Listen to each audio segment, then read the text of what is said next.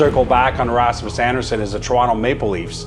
We know the Leafs tried to trade for Andersson last year at the deadline, and why I mentioned Toronto is that my understanding is that the Leafs would be one of those teams that perhaps Andersson would consider extending with if in fact a trade would work out between those two teams. Yeah, and look, the Toronto Maple Leafs right now are in a bit of a predicament. Of course, they would have interest and continued interest in Rasmus Andersson. Toronto Maple Leafs are quietly active again, and the focus has narrowed. Injuries have changed priorities. Familiar names are back on internal lists. Calgary's situation is being watched closely. No announcement has been made, but multiple teams are circling, and Toronto's involvement has added new pressure to a market that is already tightening fast. Rasmus Andersson has remained one of the most discussed defensemen in NHL trade conversations since last summer. The Calgary Flames blue liner is entering the final year of his contract and has not committed to an extension. That contract status has placed him under constant evaluation as Calgary continues to assess its direction this season. Multiple league reports have stated that if the Flames remain outside the playoff picture, moving Andersson becomes a realistic option rather than risking his departure without return. Interest in Andersson has not been limited to one team. Despite that attention, no transaction has progressed to an advanced stage. Insiders have consistently described discussions as exploratory rather than final. The absence of traction has not eliminated interest. Instead, it has shifted activity behind the scenes. Toronto's involvement has drawn particular focus. According to David Pagnotta, speaking on the Hello Hockey podcast on December 27th, the Maple Leafs are among the teams that have kicked the tires on Andersson. Pagnotta stated, "I still think he's getting moved. We know the usual Dallas and Vegas suspects. We know Toronto's kicked the tires. I could see LA getting back into that discussion." The comment reinforced the idea that Toronto's attention has not faded, even without immediate progress. Toronto's renewed interest aligns with internal circumstances. The Maple Leafs have faced continued pressure on their blue line due to injuries. Chris Tanev was recently ruled out for a significant period with a groin injury. His absence has reduced defensive stability and increased the workload on remaining defenders. Reuters reported that Tanev missed Toronto's most recent game with no clear timeline provided for his return. That development has intensified scrutiny on Toronto's defensive depth. Andersson's profile fits the category Toronto has been monitoring. This season, he has recorded 25 points in 39 games, including 7 goals and 18 assists. He averages over 24 minutes of ice time per game and has contributed 71 blocked shots and 21 hits. Over his NHL career, Andersson has accumulated 256 points in 575 games. His usage reflects consistent deployment against top competition, a factor teams weigh heavily when evaluating potential acquisitions. Market conditions around Rasmus Andersson have remained controlled rather than aggressive. Reports have indicated that Calgary has not rushed the process and has continued to gather information across the league. The Flames have acknowledged interest, but have not signaled urgency. That posture has kept discussions measured and prevented rapid escalation despite ongoing speculation. Several insiders have pointed to timing as a key factor. Toronto previously explored Andersson at last year's trade deadline, but a deal did not materialize. Pierre LeBrun later reported that the Maple Leafs have since circled back on Andersson as the pool of available top 4 defensemen has narrowed. Following the movement of other high-end defensemen across the league, teams seeking similar profiles have limited alternatives. That contraction has raised Andersson's visibility. Calgary's position remains tied to its broader competitive outlook. The Flames have spent much of the season outside the playoff picture. As that trend continues, league observers have increasingly framed Andersson as one of the most valuable assets Calgary could move. His age, production, and role elevate his market standing compared to short-term depth options. Calgary has not publicly confirmed trade plans, but multiple reports have noted that front office evaluation is ongoing. Toronto's patience has also also been documented. Drager explained that Toronto is monitoring the market while waiting for additional sellers to emerge. With limited supply, teams have shown caution rather than overcommit early. Injury developments have kept the situation fluid. Chris Tanev's absence has placed increased responsibility on Toronto's remaining defensemen. That reality has not been framed as a trigger for immediate action, but it has reinforced the rationale behind continued engagement. Toronto's front office has acknowledged the need for improvement and has maintained communication lines rather than stepping away. At this stage, no formal agreement exists. No finalized framework has been reported. What has been confirmed is sustained interest, repeated evaluation, and continued dialogue. As league insiders have emphasized, the absence of movement does not reflect inactivity. It reflects positioning, timing, and leverage still being tested. Well, he's coming on a trip, so that's a good sign, but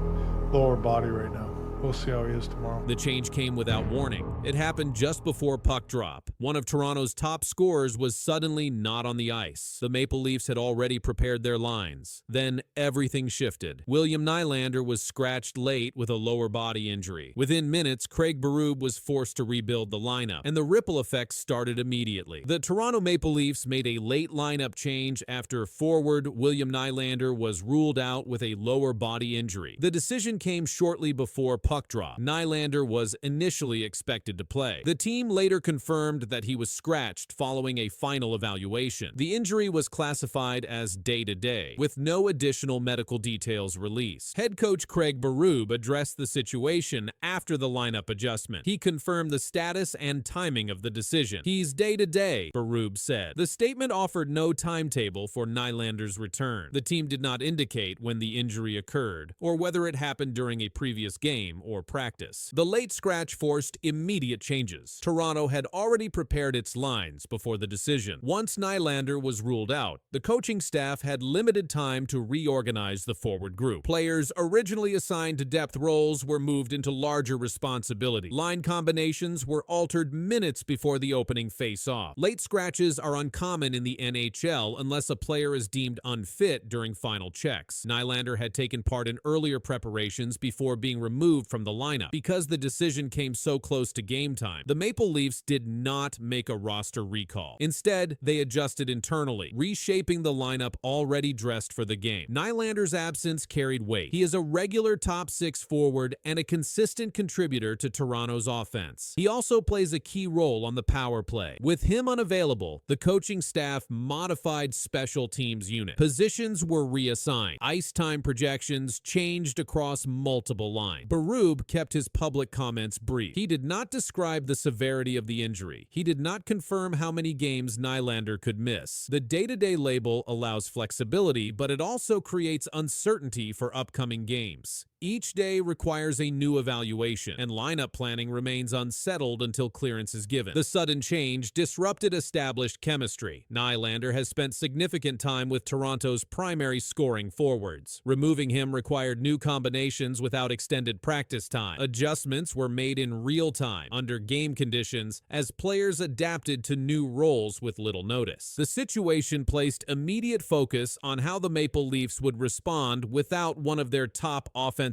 pieces, and how long this unexpected shakeup would last. Ice time distribution shifted quickly. Forwards moved into expanded roles. Others saw reduced minutes. The coaching staff monitored performance closely as new combinations were tested under live conditions. These changes affected matchups and altered how Toronto approached offensive zone entries. Berube did not frame the decision as precautionary or long-term. His comments remained limited to the injury designation. "We'll see how he responds," he said. No further clarification was provided. The lack of detail left the situation open-ended, keeping attention on the team's next update. Toronto continues to manage player health closely during a compressed schedule. The absence of a clear return date for Nylander complicates planning. Practice lines may change from day to day. Game day decisions remain flexible until medical clearance is confirmed. Nylander's role extends beyond scoring. He is a frequent puck carrier and a regular option during transition play. Removing him from the lineup affects zone exits and controlled entries. These elements are typically assigned to experienced forwards, increasing the burden on remaining players. The Maple Leafs did not indicate whether Nylander would travel with the team if games continued on the road. That detail often signals progress, but no confirmation was provided. The team maintained its standard injury protocol, releasing only the designation and leaving further updates to future availability reports. Berub's approach reflected standard league practice. Late scratches are handled quickly. Lines are redrawn. Players are informed. Once the puck drops, changes are locked in. The process leaves little room for gradual adjustment, placing emphasis on readiness and adaptability. As long as Nylander remains sidelined, Toronto's lineup remains fluid. Each game requires fresh evaluation. Roles may continue to shift. Special teams may rotate personnel. These adjustments persist until the forward is cleared to return. The late lineup change altered more than one game. It introduced uncertainty into upcoming matchups and placed focus on how Toronto manages depth during sudden absences. The impact of the decision continues to unfold with each practice and lineup report, keeping attention fixed on when stability will return. What was the highlight of your NHL All-Star weekend in Toronto? I'm getting to enjoy this with the people that kind of got me to where I am today. Enjoying this just whole experience with them, and obviously having it in the hotel is pretty special. And winning. And what would you want to say to the fans in Toronto? Again, thank you for all the support throughout the year and just this weekend. It was just amazing to see the support that we had for this weekend.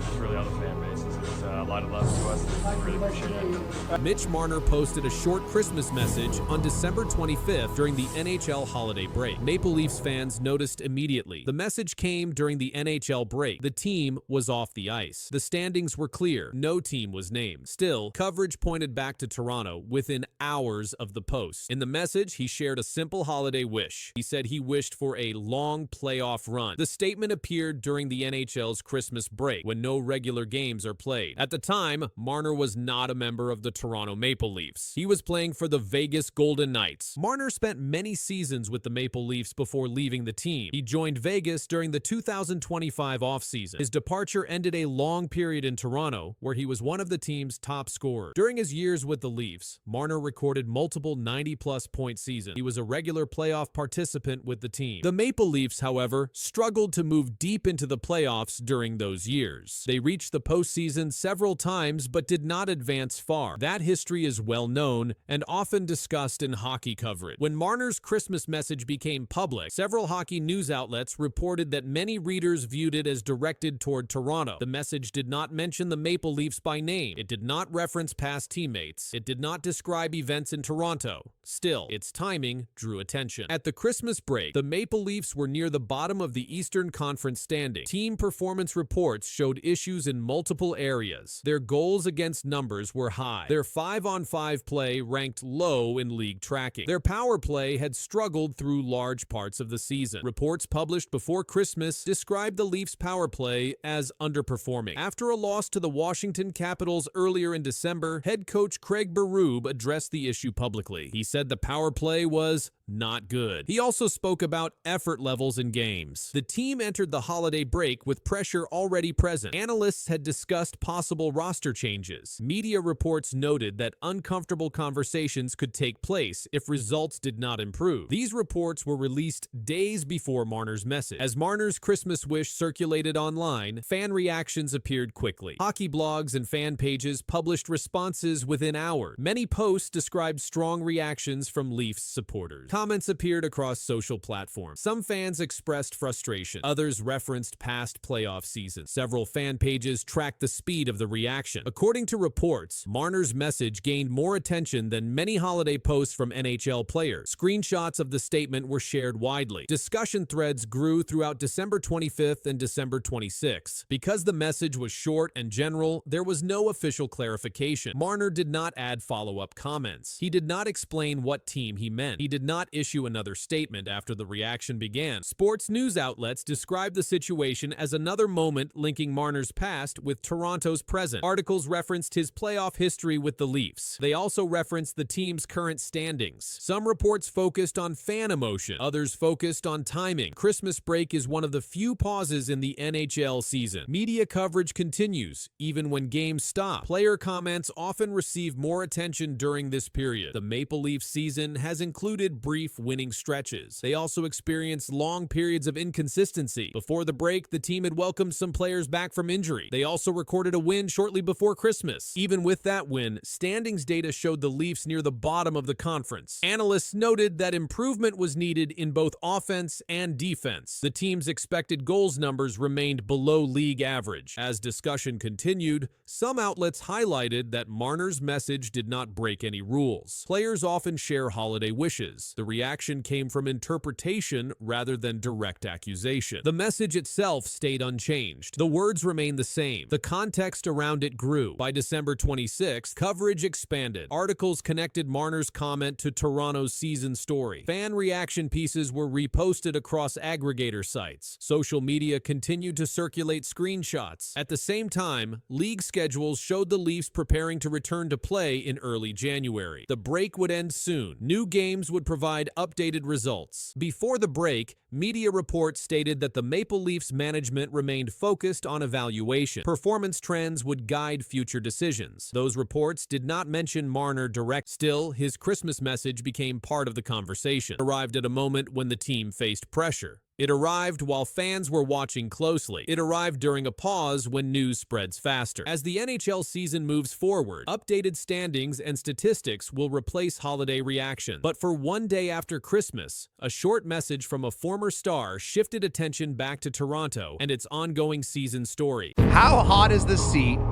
on the coach Craig Berube in your estimation?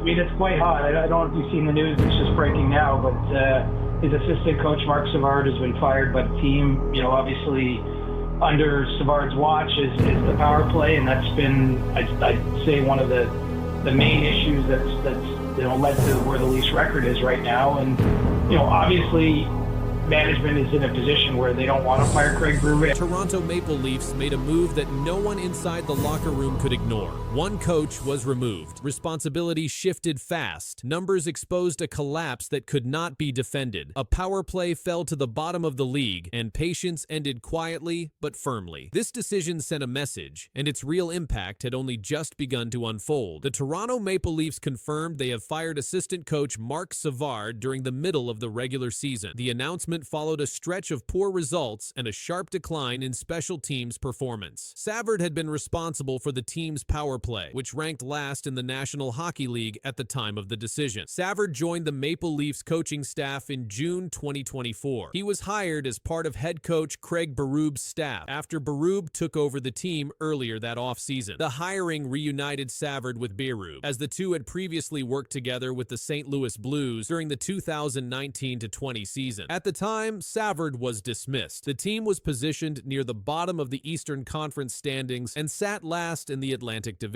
Over their previous 6 games, Toronto posted a 1-4-1 record, adding to mounting pressure around the club's performance. The power play played a central role in the coaching change. Toronto's unit was converting at a rate of 13.3%, the lowest mark in the league. During the month of December, the team scored just 2 power play goals across 27 opportunities. In one recent stretch, the Leafs went scoreless on 10 consecutive power play chances during a road trip. This season's numbers represented a sharp drop from the previous year. During the 2024 to 2025 season, the Maple Leafs power play finished at 24.8%, ranking 9th in the NHL. That unit featured many of the same core players now struggling to produce with the man advantage. The decision came shortly after a 5-1 loss to the Dallas Stars. In that game, Toronto again failed to generate offense on special teams. Days earlier, the Washington Capitals shut out the Maple Leafs 4-0, ending Toronto's streak of 71 consecutive games without being shut out. In that matchup, the Leafs went 0 for 5 on the power play. Following Savard's dismissal, the Maple Leafs did not announce an external replacement. Instead, the organization stated that assistant coaches Derek Lalonde and Mike Van Ryn would absorb the power play responsibilities moving forward. The team indicated no immediate plans to expand the coaching staff. Savard's departure marked the first coaching change of the season for Toronto. The move came just before the club's final game ahead of the holiday break, with the team scheduled to face the Pittsburgh Penguins next. Tension now shifted toward how the internal changes would impact results on the ice and whether further decisions would follow.